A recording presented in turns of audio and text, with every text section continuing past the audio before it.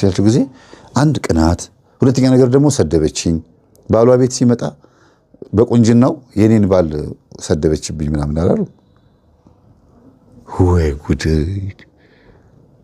እንደውም አሁን ሁሌ የምናገራት ነው፣ ሴቶች አፋችሁን ሰብስቡ። ከጓደኞቻችሁ ጋር ስትጣሉ እሰራልሻለሁ ስትልሽ ከዛስ ሄዳ ትሰራልሻለሽ። 20 ዓመት ሙሉ መከራሽን በገዛ ምላስሽ አመዳፋሽ ትሆኛለሽ። ትዳርሽ ሰላም የለው፣ ህይወትሽ ሰላም፣ ልጆችሽ ሰላም የላቸው፣ ገንዘብሽ ሁሉ ነገር ሰላም የለው፣ ጤንነትሽ ሰላም የለው። በአንዲት ቃላት የተነሳ ምን አለችሽ ሲባሉ አሁን ነገሩን አላስታውሰውም። በወቅቱ ግን ባሌ ቆንጆ ስላልነበረ በውበቱ ምክንያት ተረበችኝ በሴቶች ፊት። እንደገናም ደግሞ በገባሽ በወጣሽ ቁጥር ደግሞ ትናገረኛለች። ከዛ በቃ ይሄ አሽሙርማ እንዴት እንደዚህ ይሆናል? እስኪ የተመካሽበት ባልሽ ደግሞ ከአንቺ ጋር ሲኖር እናያለን ብዬ ጀመርኩት ነው ያሉት።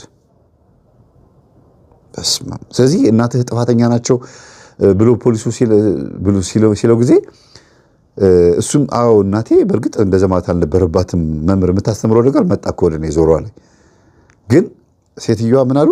አይ እንደዚህ አይነት ክፉ ሰው አልነበረችም፣ የተናገረችኝ እኔ መጀመሪያ ስላናደድኳት ነው፣ አበሳጭቻት ነበረ። እኔም ራሴ ይሄን አሽሙር የተናገረችኝ እኮ በሀብት ስለምበልጣት ነው። በሀብት እኔ ደግሞ ቆንጆ ባሌን አቅፌ እኖራለሁ ምናምን አይነት ነገር አለ አይደለም?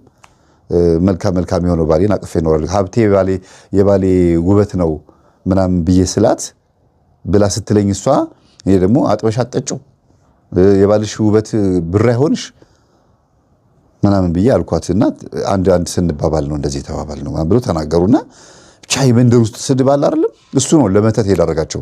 ይሄው ዝሙት መንፈስ የተላከው ይሄ ሁሉ ነገር የመጣው ዞሮ ደግሞ የሴትዮዋ መንፈስ ነው። የዝሙት መንፈስ ራሱ የመጣው ከየት መጣ? ከአባቱ የመጣው የዝሙት መንፈስ ራሱ በጣም የሚገርም እኮ ነው። ያኔ ትዳር ላይ ያሉ ዘማዊ አልነበረም አባትየው። ያኔ በሰፈር ውስጥ በጣም ጥሩ ሰው ነበረ ብዬ አልነገርኳችሁም? አባትየውም ተናገሩ። ባይዘዌ ፖሊስ ጣቢያ ተጠርተው ተናግረዋል። እኔ ጥሩ ሰው ነበርኩ፣ መጥፎ ሰው አልነበርኩም፣ የሆነ ጊዜ የተቀየርኩት አሉ። ለካ መተት ከተወረወረባቸው በኋላ ነው የተቀየሩት። እና ሴትዮዋ ራሷ ለካ ዘማዊ ነበረች፣ ውሽሜ ነበረች።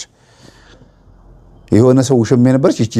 መተት ስትወረውርባት ምን እላችኋለሁ ሁልጊዜ ሳስተምር፣ የሆነ ሰው መተት ሲያደርግባቸው የዛ ሰው ሙሉ ማንነቱ ነው የሚመጣው።